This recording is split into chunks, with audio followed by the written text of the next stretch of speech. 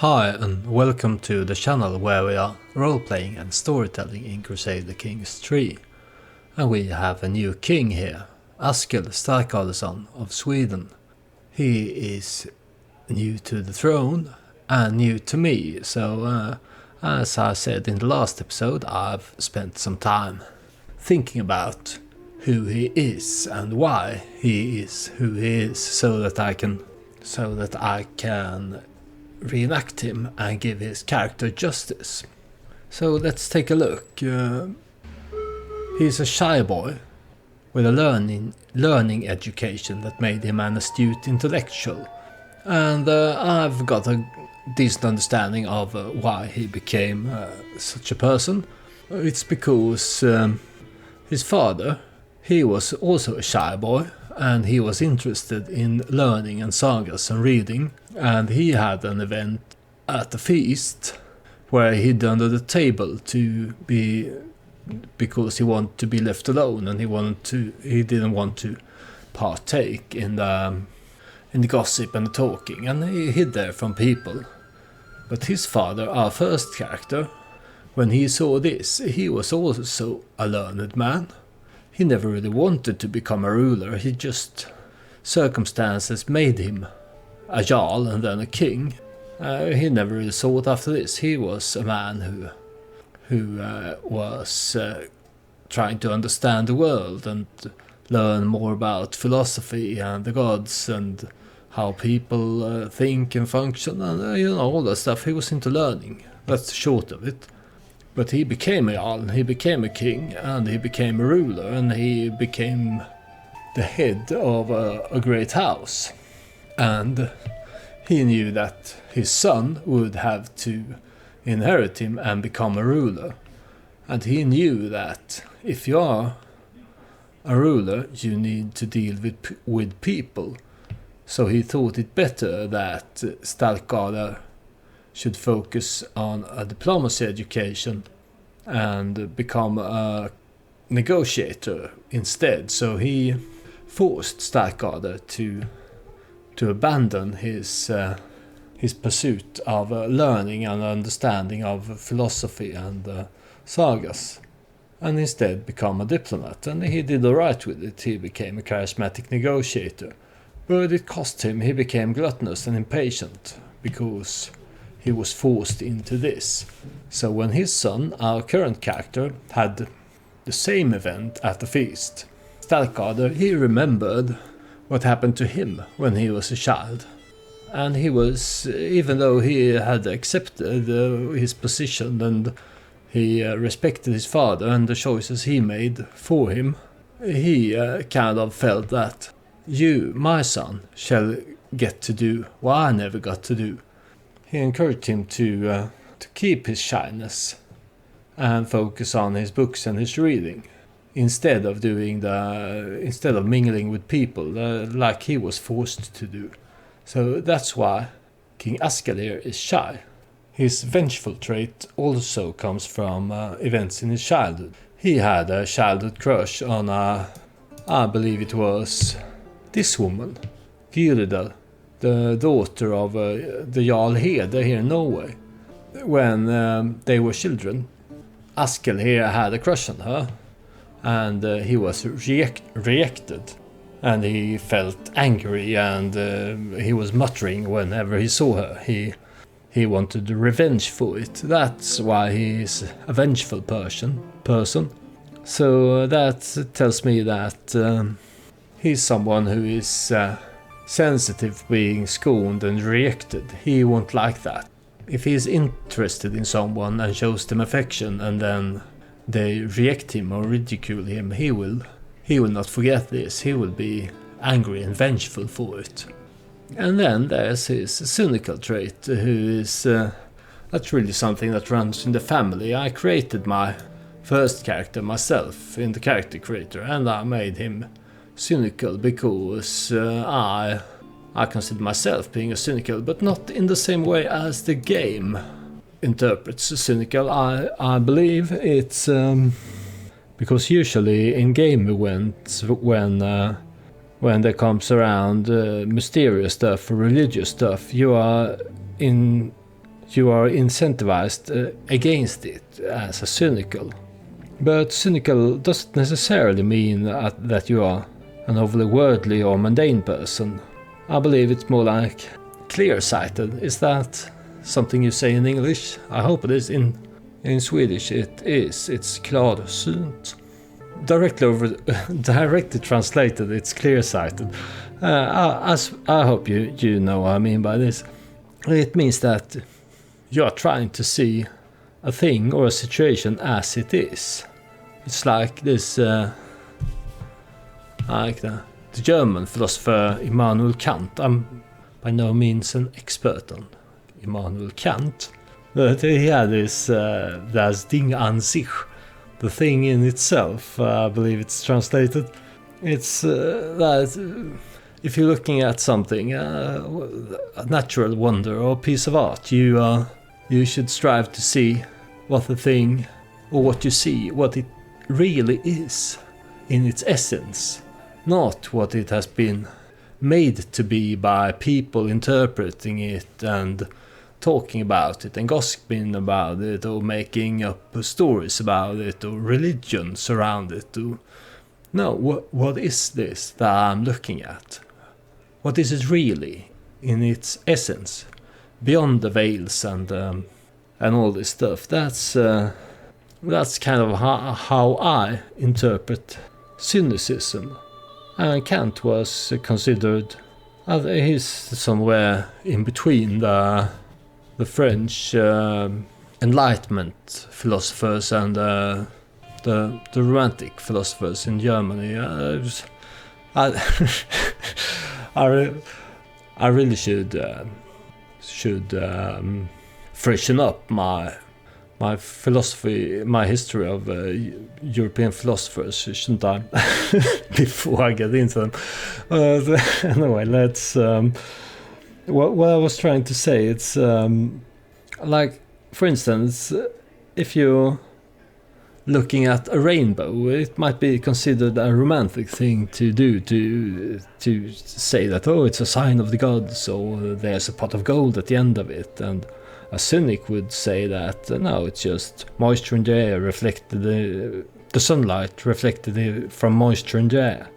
But just because you know how something works doesn't make it less of a miracle, right? So I always consider myself a romantic and a cynic. I don't see the contradiction, really.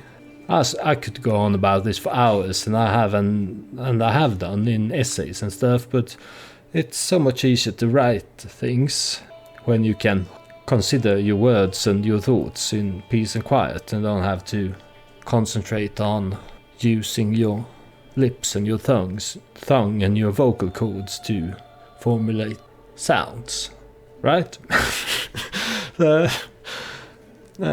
suppose what I mean will reveal itself while I'm playing Askell here, but he's also a Varangian. He's been down in Miklagård or Constantinople, serving the emperor here. So he's a man who has seen the world. He has travelled. He has learned a lot. He has got an excellent learning, and he's also an excellent fighter. His other traits, they are decent, but learning is his primary skill, and also he's a man who most people will think twice about challenging in a fight. And he's also strong. I will get to know him more as the game progresses, but that's how I figure him as where we stand now. And with that being said, let's take a look at what will his first actions be on the throne of Sweden here. So our raiders are in England. My father sent them there before he died, and that is a good thing, because we will raid here some more, and then we will bring home some good loot, I hope. Let's lead one of the raiding parts myself. You can get the Viking trait from that, and I think him being an excellent fighter, even though he's not necessarily a great commander, he will be there with his army when they go raiding. And we don't have any alliances, so we should see about this. I have 4 children, I took a look at this in between episodes. So here is my firstborn, my player and son. He is now, he is the heir to Kingdom of Frisia, Kingdom of Sweden and the Jarldom. That's good. Well, I saw that we could find him a good alliance. Yeah, we can betroth him to one of his cousins here. My father was allied with Skiftan Hundjolfur here of Volin. He founded the Holy Order, the Vikings, and he is a very strong chief of House Adgi. And he was a good ally to our father. He is married to my sister, and they have daughters. There's one who is 12, and she's comely, but this one actually has a better comely and pretty.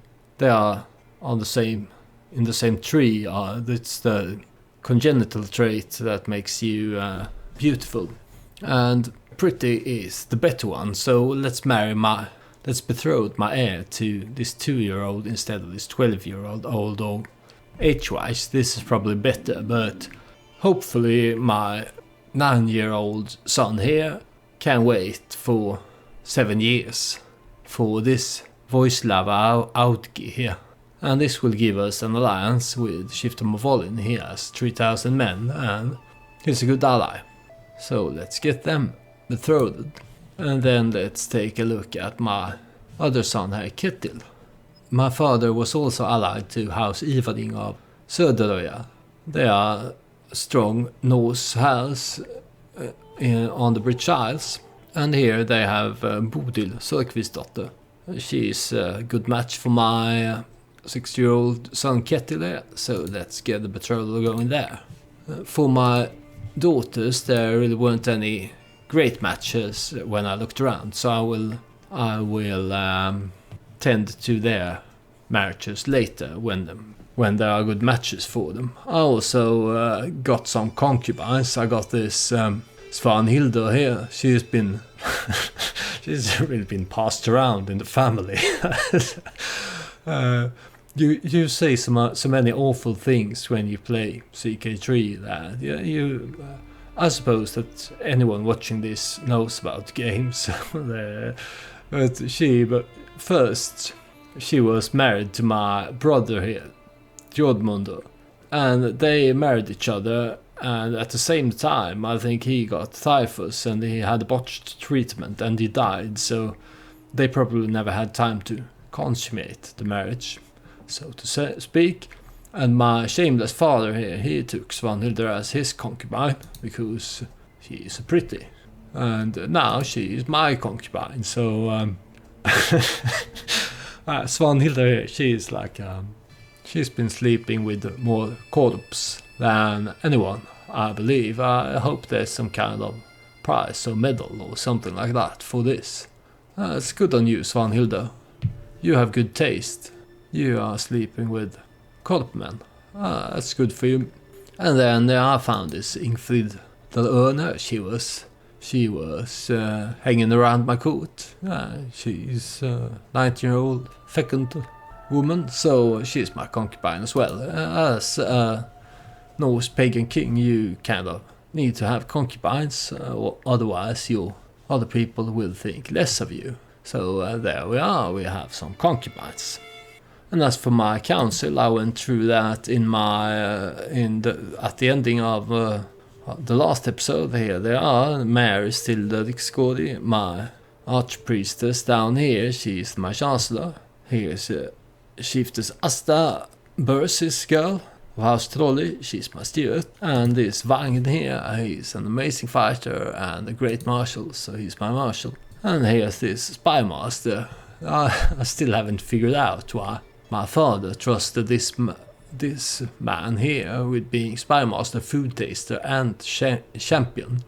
But anyway, he is, and he's a good spy master, so I suppose Arnbjörn here. We will have to see where his story goes. He's married to Lusa Kaupanga. That's my grandmother's house. They don't hold any land anymore, but it's a house that has a great historical importance in this history line. House Korp, friendship, industry and triumph. As not much of those house words don't really speak to me. I suppose friendship is good, but I mean industry and triumph, that's boring, isn't it? It's even worse than growing strong. That's the House Tyrell words from Game of Thrones. But anyway, that's this is the old home of House Korp. It is now held by my brother, who is the King of Norway.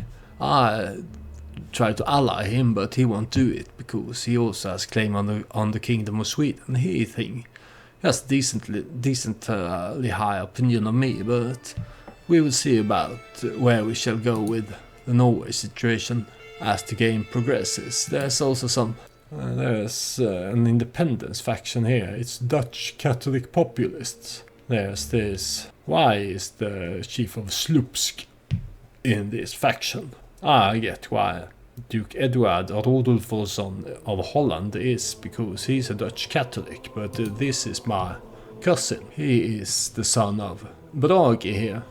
Speaking of Brage, I saw that, because if you've been following the story, you know all about Giselle here, my grandfather's concubine. She had 3 sons, and they haven't done too well for themselves. Giselle's dream was that her sons would sit on the throne of France. They were entitled to it because her being a Carling and the daughter of King Charles the Bald. But her youngest son was Brage here, and he became a chief of these lands. My grandfather gave it to him, and here is his son. He's now the chief here, so I suppose that's alright. But I noticed that her eldest son, Carl, he has lost his Jarldom of Viking here. Here is Carl, Giselle's eldest boy. His destiny was to become king of France, but he was granted Jarldom of Viking, and he died from. He had his head ripped off by a Jarl, so he died in battle at least. And his son inherited this one here, Urval. He inherited the Jarldom, but he has since then lost it. I didn't notice how this happened, but someone has taken this from him. It must be, it must be some internal conflict where this chieftain Skarphed in here straight off conquered it from him, and it is now he is married to Alfrida of House Borg here, so it looks like he's got a lot of claims, but it looks like this branch of Giselle's line is unlanded, and I mean maybe some of them can go on an adventure and do something great, but things are not looking good for this branch of Korp family and Giselle's legacy. The one that has done best for himself, mostly thanks to my father, Starkadr, is Balder here. We gave him the kingdom of Aquitaine, or my father did, and my father also has helped him defend it in a lot of wars. He has been there for when his vassals have risen and when Catholics have risen, and he has defended him from internal threats and outside threats, and helped him keep Aquitaine for decades by now. So he sits there, he still holds this throne, and he has managed to get himself 2 jarldoms down there and some more lands, so that is good, but he still is very weak by himself. He has some allies though, and maybe these allies can help him keep the title and defend his kingdom, but things are not looking too good for him either, and Giselle's legacy here. But this, I mean, I could go and try to ally him and help him, but this being a roleplay, I mean, my father, he was friends with Balder here, and they were brothers. But I don't think that Askell feels as strongly as his father did about keeping him on the throne. They have no relationship really. I mean, he knows that his uncle is down here in Aquitaine, and he knows that his father went down there all the time, waging his wars. But he himself thinks that, well, you're a king, you should be able to manage your own kingdom. If there comes events, or if he himself asks us for an alliance, then I will consider it. But Askell here, he doesn't want to seek out an alliance here. He doesn't see how this would benefit him. At some place he cares for his uncle, but not to the point where he would go out of his way to help him. And also he has reinstated Scandinavian elective, I think, in Aquitaine, which is his choice, but this means that his realm is now voting for the king of West Francia as his heir. So if he dies, it won't be our house that inherits. Hopefully his children will inherit these jarldoms, and maybe our house will have some kind of future down here in Aquitaine. I hope so. Maybe this is, for now at least, the end of Giselle's part in our story. She has been a really important person. Let's finish our raiding here. Let's start with that. That's a good start for a Viking ruler. And here comes alliance and unfinished business. Imma, my courtier, asks for a word amidst the tumult of the succession. My lord, before his passing, King Starkadr commissioned my work. I was in the middle of weaving a scene from myth and legend for him. Other artisans had been working too, and we wish to know whether you will sponsor our efforts. I can say the work will continue, or these frivolous distractions will end. No, Imma here, I was around when her work on this tapestry or whatever it is she's weaving was sponsored, and the work will continue. Now I've got 2 decent allies, that is good. And we are continuing raiding and looting in England, that's also good. What is this? It's a ransom. I think you're worth more than 28, Count Rolf. Let's take a look at this. Yeah, he's worth 50. You will have to get some more money before I consider ransoming you. Slipping away. Ileana, this is my daughter. She seems to have been having a difficult time at her latest feast. Yeah, this is the event I was talking about before. This is what happens when I became shy. And this is what happened when my father was forced to not to be. But here it is. Instead, she can become impatient, or shy, or gluttonous. She sneaked out early and was not seen for the entire rest of the evening. So what would I say? If you have better things to do those instead, or it's a duty to be seen whether you want to or not. Or focus on the food if the company bothers you. I think being a vengeful, shy, cynical man, he could either go with if you have better things to do those instead, or it is a duty to be seen whether you want to or not. So, but he himself is shy, and he's also an astute intellectual, so he's been into learning, which means that he doesn't necessarily, I mean, he's the king now. I don't think he ever wanted to be a king. It's not in his personality to strive for it, but he had to be, more or less, so now he is. So he knows that it is a duty to be seen, whether you want to or not. He feels the same way. But also, his daughter here, since this is a male preference patrilineal society, she will not have to be, she's not his heir. So I think he will encourage her to, well, if you don't want to be here, go do something else instead. That's what I'm gonna go with.